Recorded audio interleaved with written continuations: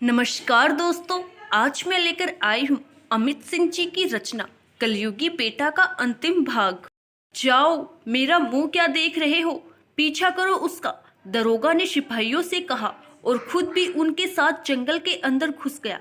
इकरा और उसकी अम्मी ने अपना सामान एक लोरी में रखवाया और फिर एक बार उस घर पर नजर डाली और मायूसी से वहां से चल दी। इकरा का दिल रो रहा था। पूरा बचपन उसने उस घर में ही गुजार दिया था और उसने कभी सोचा नहीं था कि ऐसा भी कुछ हो सकता है। इकरा की अम्मी भी बूझे मन से जा रही थी। जो भी थोड़ी बहुत इज्जत थी उस मोहल्ले में, वो एक ही झटके में खत्म हो गई थी। अच्छा होता कि खुदा ये दिन दिखाने से पहले ही मुझे उठा लेता, अम्मी ने अपनी आंखों में आंसू भरकर कहा। अम्मी हौसला रखिए, सब अच्छा होगा, इकरा ने समझाते हुए कहा। कुछ भी अच्छा नहीं होगा, सब खत्म हो गया है, अम्मी ने भारी लफ्जों में कहा। तभी उस लॉरी वाले ने गाड़ी रोक दी। क्या हुआ, ये गाड़ी क्यों रोकती है, अम्मी ने पूछा। लगता है गाड़ी में पंचर हो गया है, मैं एक बार देखता हूँ, ड्राइवर ने कहा और लॉरी से उतर गया और लॉरी के टायर को देखने लगा। तभी पीछे से किसी ने उसके गले में फंदा डालकर कस दिया और थोड़ी देर तड़पने के बाद वो शांत हो गया। जब काफी देर तक ड्राइवर नहीं आया तो इकरा की अम्मी लॉरी में से उतरकर देखने लगी कि तभी एक गोली आई और इकरा की अम्मी उस लॉरी भी वही जमीन पर गिर गई। इकरा ने गोली की आवाज सुन ली थी। अम्मी, इकरा चिल्लाती हुई लॉरी में से उतरी और अपनी अम्मी को देखने लगी। तभी एक और गोली से इकरा भी वहीं पर ढेर हो गई। उन तीनों के मरते ही तीन आदमी वहां आ गए। इस लॉरी में जो सामान है उसमें से सारा कीमती सामान उठा लो, यही लगना चाहिए कि ये एक लूट का केस है। तीसरे आदमी ने बाकी दोनों आदमियों को आदेश देते हुए कहा। अंश उन लोगों से बचता हुआ जंगल में फिर रहा था। सबसे ज्यादा डर उसे इस बात का लग रहा था कहीं ये लोग उसकी अम्मी और बहन के साथ कुछ ना कर दे। तभी एक पिस्टल का फायर हुआ और अनश एक पत्थर के पीछे जा छुपा। बाहर निकल, मुझे पता है कि तू उस पत्थर के पीछे छुपा हुआ है, दरोगा ने चिल्लाकर कहा और उसकी पिस्टल लेकर धीरे धीरे अनस की तरफ बढ़ने लगा। अनस ने उस दरोगा को अपनी तरफ बढ़ते हुए देख लिया था, लेकिन हाथ में हथकड़ी होने की वजह से वो बहुत ज्यादा मजबूर था। अनस धीरे धीरे पीछे की तरफ खिसकने लगा और तभी उसका पैर एक छोटे से पत्थर से टकराया और उसने सोच लिया कि उस दरोगा का क्या करना है। दरोगा ने उस पत्थर के पीछे आकर देखा तो अनस वहां नहीं था। लगता है कि यहाँ से भी भाग गया। खैर, मैं भी देखता हूँ कि ये कब तक बचता है, दरोगा ने ये कहा। ये कहकर जैसे ही वो दरोगा पलटा तो उसने देखा कि अनस उसके सामने खड़ा था। अच्छा हुआ कि तू खुद मेरे सामने आ गया, नहीं तो दरोगा अपनी बात पूरी भी नहीं कर पाया था कि अनस ने जो पत्थर अपने हाथ में फंसाया हुआ था वो उसके सिर पर दे मारा और वो दरोगा वहीं पर गिरकर बेहोश हो गया। अनस ने जल्दी से उस दरोगा की पिस्टल उठा ली और फिर उसके कपड़ों को टटोलने लगा तो उसमें से अनस को चाबी भी मिल गई और फिर अनस ने कोशिश करके अपनी हथकड़ी खोल ली और फिर वहां से निकल गया। अनस जंगल में भागता हुआ जा रहा था। वो कैसे भी करके इकरा और अम्मी के पास पहुंचना चाहता था। अनस भागता हुआ मोहल्ले में पहुंचा तो उसे पता चला कि इकरा और उसकी अम्मी वो घर छोड़कर जा चुकी हैं। अनस अफसोस करते हुए वहीं एक कोने में बैठ गया। उसके हाथ में पिस्टल देखकर किसी की भी कुछ कहने या करने की हिम्मत नहीं हो रही थी। तभी एक आदमी मोहल्ले में भागता हुआ आया। अरे गजब हो गया, यहाँ से जो वो औरत और उसकी बेटी गई थी उनकी लाश यहाँ से थोड़ी ही दूर पर मिली है, उस आदमी ने सबको बताते हुए कहा। कि ये बात सुनकर अनस के कान खड़े हो गए। वो जल्दी से उठकर उस आदमी के पास आया। चल, मुझे वहां ले चल अभी, अनस ने कहा तो वो आदमी घबरा कर अनस को देखने लगा। मेरे साथ चलिए, उस आदमी ने अनस से कहा और फिर अनस उसके साथ चला गया। अनस के वहां से जाते ही किसी मोहल्ले वाले ने पुलिस को खबर कर दी।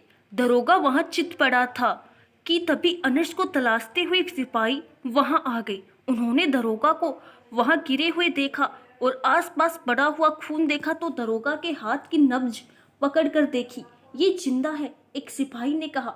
फिर दरोगा को होश में लाने की कोशिश करने लगे। थोड़ी ही देर में दरोगा को होश आ गया। वो लड़का कहाँ है? क्या वो पकड़ा गया?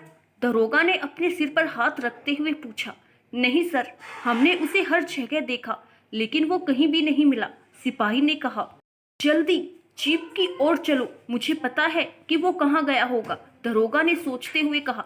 अनस वहां पहुंचा जहां पर उसकी अम्मी और इकरा की लाशें पड़ी हुई थी। उनकी लाशें देखकर अनस की आंखों से आंसू निकल आए। वो धीरे धीरे उस आदमी के साथ वहां पहुंचा। एक पुलिस वाले ने अनस को देखकर पहचान लिया और उसकी तरफ अपनी बंदूक तान दी। अपने हाथ ऊपर करो, उस पुलिस वाले ने कहा। उसकी बात सुनकर बाकी के सिपाही ने भी अपनी बंदूक अनस के ऊपर तान दी। अपनी अपनी बंदूकें नीचे कर दो, किसी ने अगर जरा सी भी होशियारी दिखाई तो इस आदमी के सिर की धज्जियां उड़ जाएगी। अनस ने उस आदमी के सिर पर पिस्टल तानते हुए धमकी दी। सिपाहियों ने फिर चुपचाप अपनी अपनी बंदूक नीचे झुका ली। अनस फिर उस आदमी को धक्का देते हुए आगे बढ़ गया। मेरी अम्मी और मेरी बहन की लाशें जल्दी से इस गाड़ी में रखो, अनस ने उस लारी की तरफ इशारा करके कहा। सब सिपाही चुप खड़े रहे। लगता है कि तुम लोगों ने मेरी बात नहीं सुनी, मैं इसकी खोपड़ी उड़ा दूंगा, अनस ने कहा और उन सभी लोगों को डराने के लिए जमीन पर एक गोली चला दी। गोली की आवाज सुनकर उन सिपाहियों ने दोनों लाशों को उस लोरी के पीछे रख दिया। चलो अब सब पीछे हट जाओ, अनस ने कहा। फिर जल्दी से गाड़ी में बैठा और उस गाड़ी को वहां से ले गया। अनस के वहां से जाने के कुछ देर बाद ही वो दरोगा वहां जीप से आ गया। वहां आकर उसने देखा तो लाश वहां नहीं थी और बस कुछ सिपाही खड़े थे। दरोगा जीप से उतरा और उन सिपाहियों के पास आया।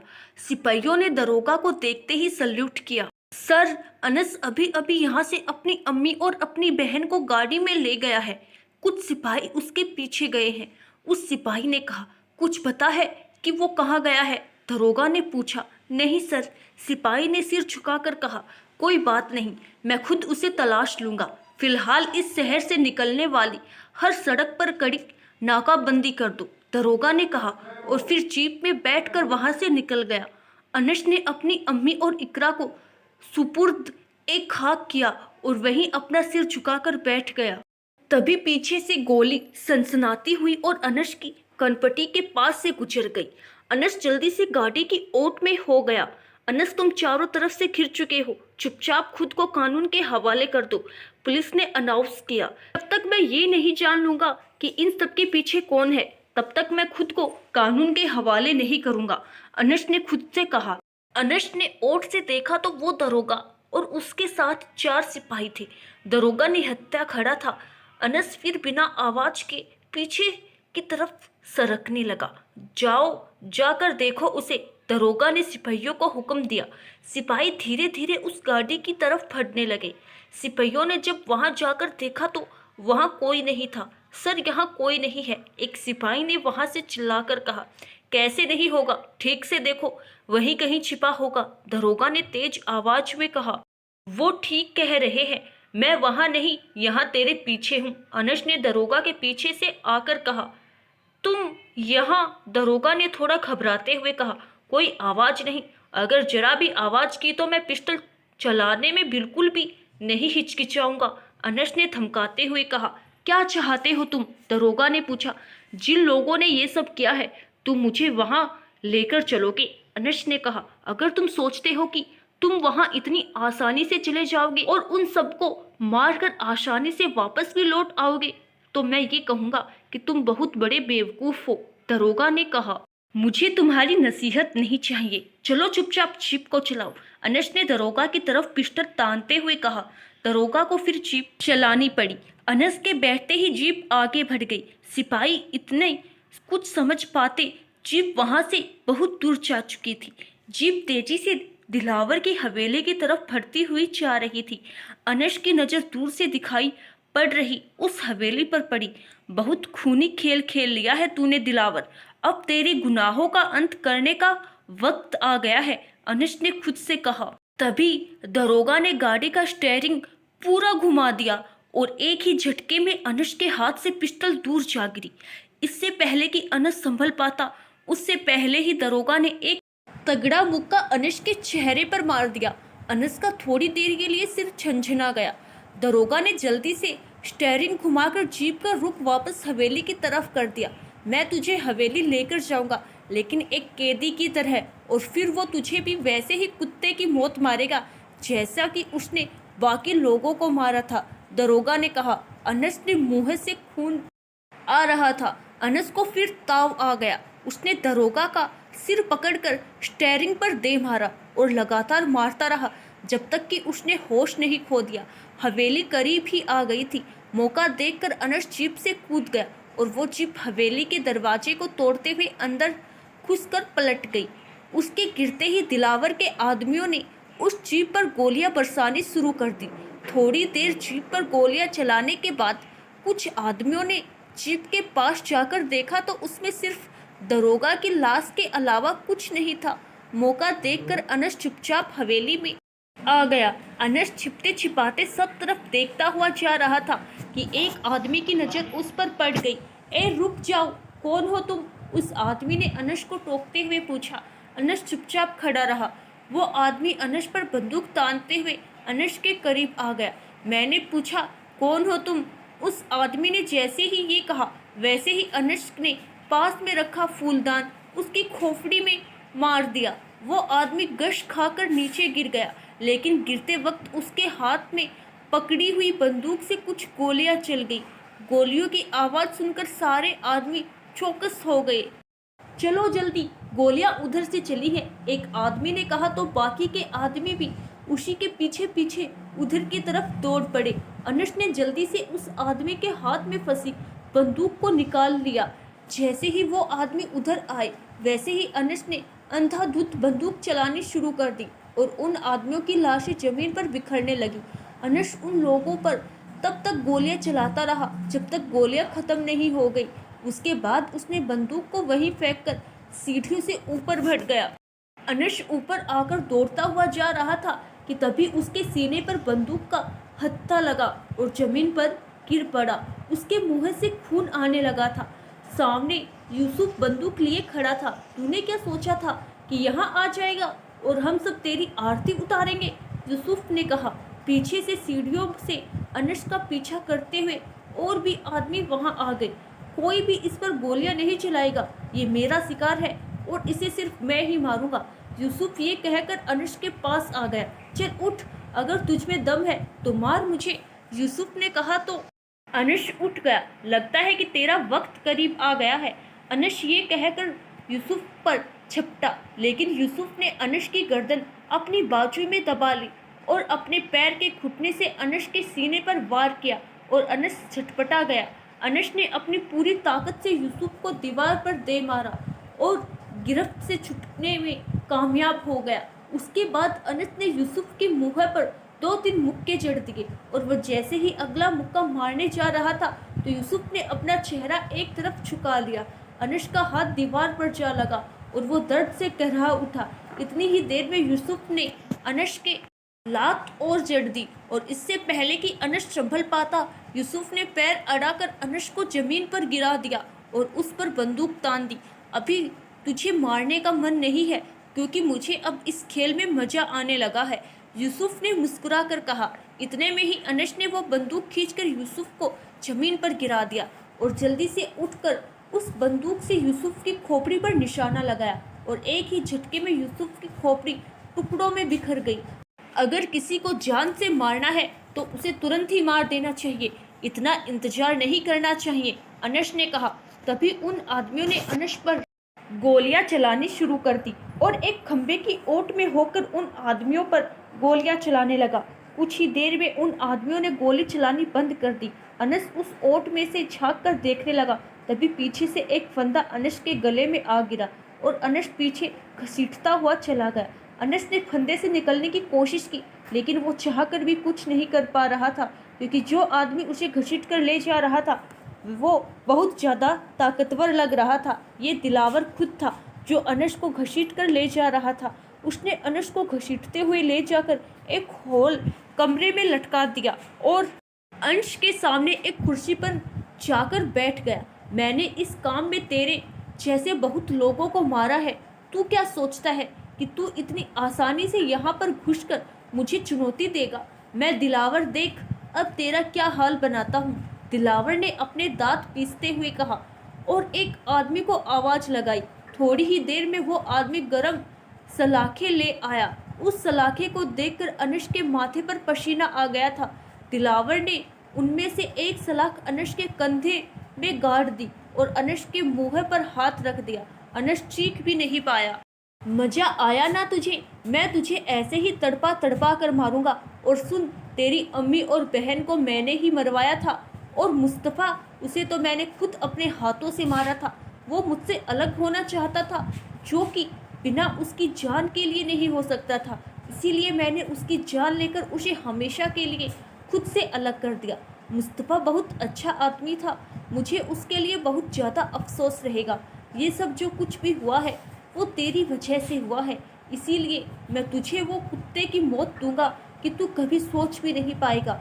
दिलावर ने गुस्से में कहा, इतना ही दम है तो एक बार मेरे हाथ खोल दे, फिर मैं देखता हूँ कि मैं क्या चीज़ हूँ। अनुष ने कहा, बहुत गर्मी है ना तुझमें, मिलेगा तुझे भी अपना दम दिखाने का मौका मिलेगा। ये कहकर दिलावर ने फिर से एक सलाख अनुष के दूसरे कंधे पर गाड़ दी और अनस बस चीख मार कर रह गया। अनस के दोनों कंधों में बेइंतहा दर्द हो रहा था। उसने होश में रहने की बहुत कोशिश की, लेकिन फिर भी उसकी आंखें बंद होती चली गई। तभी एक आदमी अंदर आ गया। दिलावर भाई, पुलिस यहाँ आ रही है। उस दरोगा की लाश भी अभी नीचे ही पड़ी है। उस आदमी ने कहा, अगर उन्होंने ये लाशें देख ली तो बहुत परेशानी हो जाएगी। यहाँ से निकलने की तैयारी करो, हम अपने पुराने अड्डे पर जाएंगे। दिलावर ने कहा, दिलावर भाई, इसका क्या करना है? उस आदमी ने अनुष की तरफ इशारा करके कहा, इसे उस अंधेरे कमरे में डाल दो, ये वहीं तड़प तड़प कर मर जाएगा। दिलावर ने कहा। उस आदमी ने अनुष के हाथ के बंधन खोले और दो आदमियों की मदद से उस अंधेरे कमरे में डाल दिया। अनस को जब होश आया तो उसने खुद को एक अंधेरी जगह पाया। उसके दोनों कंधों में अभी भी बहुत ज़्यादा दर्द हो रहा था। जब उसे थोड़ा अंधेरे में अंदाजा हुआ तो वो दरवाजे पर पहुंचकर उसे खोलने की कोशिश करने लगा, लेकिन वो कसकर बंद हो रखा था। अनुष वापस बैठकर दरवाजे को खोलने का तरीका सोचने लगा। तभी उस दरवाजे पर आहट हुई और किसी ने दरवाजा खोल दिया और उस कमरे में देखने लगा। अनुष जल्दी से उठा और उसे अपने कब्जे में ले लिया। छोड़ो मुझे, मैं तुम्हारी मदद के लिए यहाँ आया हूँ, उस आदमी ने कहा। मैं तुम्हारी बातों का भरोसा क्यों करूँ? अनुष ने पूछा। दिलावर और उसके आदमी यहाँ से उसके पुराने अड्डे पर जा रहे हैं। अगर तुमने उन्हें वहाँ पहुँचने से पहले नहीं रोका तो तुम जिंदगी भर उन्हें से तलाश नहीं कर पाओगे, उस आदमी ने कहा। तो अनुष ने उसे छोड़ दिया। तुम कौन हो? अनुष ने पूछा। मैं दिलावर के साथ ही काम करता हूँ। एक दिन छोटी सी बात पर उसने मेरे छोटे भाई और उसके परिवार का खात्मा कर दिया था। मैं चाहकर भी कुछ नहीं कर पाया और तभी से मैं उस नफरत की आग में झुलस रहा हूँ। आज तुम्हें देखकर मुझे पूरा यकीन हो गया था कि सिर्फ तुम ही हो जो उसे ख़त्म कर सकते हो। ये बंदूक लो और जीप पीछे ही खड़ी है, जाओ जल्दी से यहाँ से निकल जाओ। वो लोग अभी अभी पीछे के रास्ते से ही गए हैं, उस आदमी ने कहा। तो अनुष ने वो बंदूक उठाई और वहाँ से निकल गया। वो लोग भी अपनी जीप से जा रहे थे। अनुष जल्दी पहुँचने के लिए जीप को दूसरे रास्ते से ले गया और आगे जाकर अपनी गाड़ी रास्ते के बीच में खड़ी करके छिप गया। थोड़ी ही देर में वहां पर दो जीप आकर रुकी। अनुष ने अपने हाथ में जलती हुई लकड़ी पकड़ी हुई थी। कुछ आदमी जीप से उतरे। ये जीप किसकी है? एक आदमी ने चिल्लाकर कहा, लेकिन किसी ने कोई जवाब नहीं दिया। देखो इस जीप में क्या है, दिलावर ने कहा। तो कुछ आदमी उस जीप के पास पहुंच गए। यहाँ ये तेल कैसे बिखरा पड़ा है? उस आदमी ने झुककर देखा। इससे पहले कि वो कुछ समझ पाता, अनुष ने वो जलती हुई लकड़ी वहां फेंक दी और एक तेज आवाज के साथ उस जीप के चिथड़े उड़ गए। तभी कुछ और गोलियां चली और उसके आदमी जमीन पर ढेर हो गए। दिलावर जीप से बाहर निकल आया। कौन है? सामने आओ, दिलावर ने चिल्लाकर कहा। तभी दो गोलियां और चली और दिलावर अपने घुटनों के बल बैठ गया। उसने दोनों पैरों में गोलियां लग चुकी थी। अनस फिर एक ओट में से बाहर निकलकर आ गया। दिलावर के अनुष को देखकर पसीने छूटने लगे। तुम यहाँ कैसे आ गए? दिलावर ने घबराते हुए पूछा। मुझे आना ही था, तुझे मारने के लिए आना ही था, अनुष ने उसके करीब आते हुए कहा। मुझे छोड़ दो, मेरे पास बहुत दौलत है, तुम सारी रख सकते हो, लेकिन मुझे छोड़ दो, दिलावर ने हाथ छोड़ते हुए कहा। अनस ने बंदूक उसके सर पर लगा दी और उसे मारने ही जा रहा था कि तभी उसके दिमाग में कुछ आ गया। उसने दिलावर को जीप से बांध दिया और उसे घसीटते हुए थाने पर ले गया। अगर तू चाहता है कि मैं तुझे नहीं मारूं, तो जाकर अपना जुर्म कबूल कर कि जो कुछ हुआ है वो तूने ही किया है। अनस ने कहा, मैं तैयार हूँ, दिलावर ने कहा।